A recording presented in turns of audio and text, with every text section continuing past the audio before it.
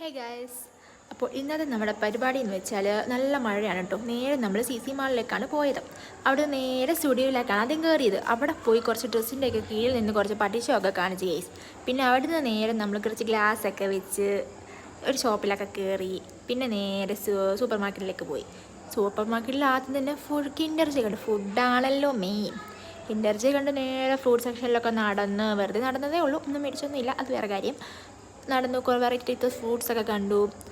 ഇതുതന്നെ lychee, pineapple, orange, മംഗോയിസ്റ്റ്, kiwi അങ്ങനത്തെയൊക്കെ ഐറ്റംസൊക്കെ കണ്ടു ഗൈസ്. നമ്മൾ ഇതാണ്ട് ഡ്രാഗൺ ഫ്രൂട്ട്, ചെറി, ഇതിനൊക്കെ എത്രയാണെന്നും എനിക്കറിയാൻ പാടില്ല.